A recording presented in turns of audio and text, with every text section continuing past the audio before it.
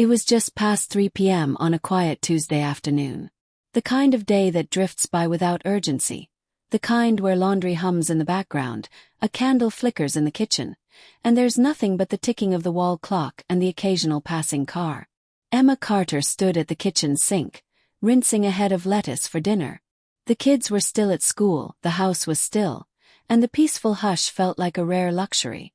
Her husband, Richard, had texted her earlier in the day to say he wasn't feeling well and was coming home from work a little early. Emma found it unusual. Richard never left work early. Not for headaches, not for bad days. He was the kind of man who powered through everything. Even on days when the world seemed to weigh too heavily. He still tied his shoes, packed his bag and showed up. That was just who he was. So when she heard the front door creak open, it barely registered at first. But after several seconds of silence, no footsteps toward the kitchen, no greeting, no soft sound of keys dropping into the bowl by the door, she paused. Something about the stillness felt wrong. She dried her hands on a towel and walked quietly toward their bedroom. Each step made her heart beat a little faster.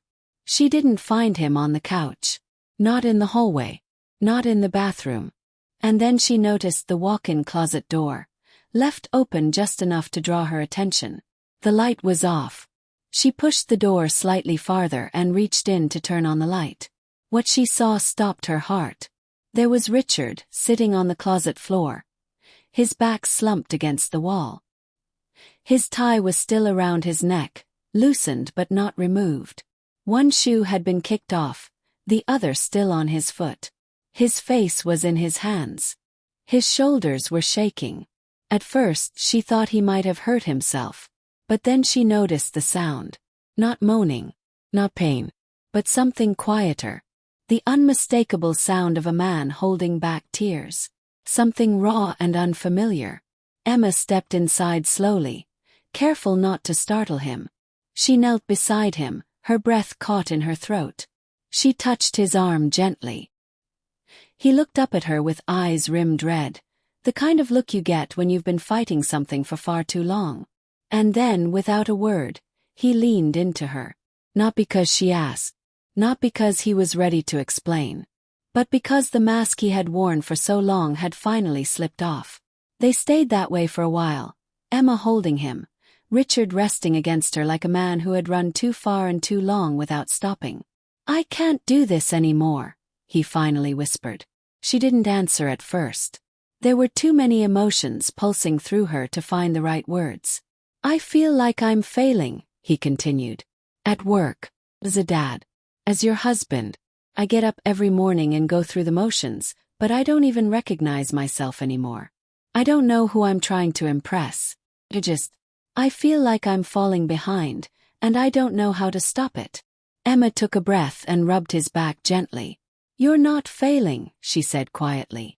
"You're tired. You're human. And you don't have to hold it all by yourself." His face twisted again as fresh tears fell. And this time he didn't try to hide them. It was a moment she didn't expect.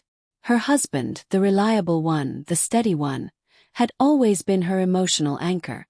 But now here he was, unraveling before her, unable to keep pretending that everything was okay. She didn't say much that afternoon. She knew instinctively that words weren't what he needed. He needed stillness. He needed arms around him. He needed safety. So she stayed. She stayed with him on the floor until his breathing slowed.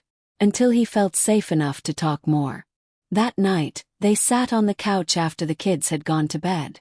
No TV. No phones. Just quiet conversation in the low lamplight. Richard talked more openly than he had in months. About the pressure at work, the unreasonable deadlines, the shrinking team, the weight of always saying yes. About the finances, the credit card debt creeping higher, the repairs the house needed, the college savings account they hadn't contributed to in weeks. He talked about his fears, his anxiety, his guilt for feeling like he wasn't good enough at anything anymore. Emma listened, holding his hand the entire time. The next day, they searched together for a therapist. Richard admitted he'd been thinking about it for a while but was afraid to bring it up. Afraid she'd see him differently. Afraid it made him weak.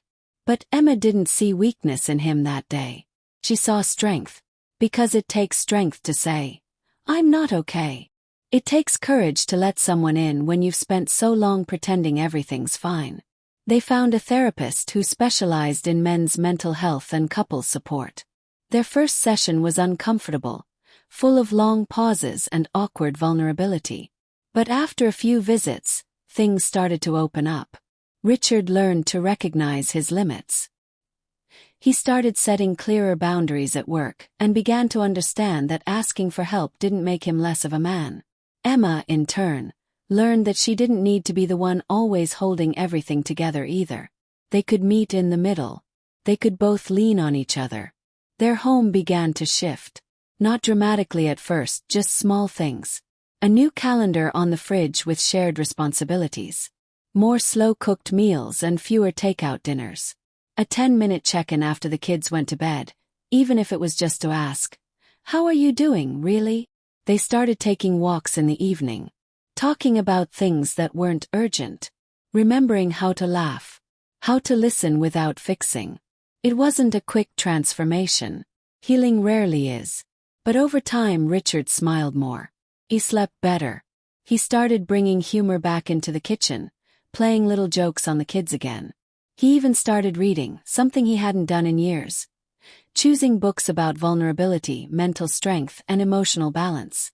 Emma caught him one evening, again sitting in that closet, but this time with a book in his lap and a blanket over his knees. He looked up at her, startled at first, then smiled. And in that moment, she saw the man she married. Not because he'd gone back to who he was, but because he was becoming something new. Someone more honest, more whole. Months later, at a backyard gathering with a few close friends, Emma told the story for the first time. Not in great detail, but enough to share the truth. That her husband had a breaking point, and instead of walking away or panicking, she chose to meet him there. She said, "I caught him in a moment I didn't expect. And I helped him." One of the women leaned in, eyes wide. "What did you do?" Emma paused and smiled. "I didn't try to fix him. I just sat with him. And I reminded him that it's okay to fall apart, as long as you have someone to help you build back up." There was a long silence after she said it. And then someone else said, "I think my husband needs that too." Another woman nodded. "I've been feeling it with my brother. He's been pulling away, but I thought he just needed space. Maybe he needs someone to just ask him if he's okay." In that moment, Emma realized that her story wasn't just theirs. It belonged to so many others, husbands, wives, brothers, sisters, friends, all carrying burdens silently, afraid of being judged or misunderstood.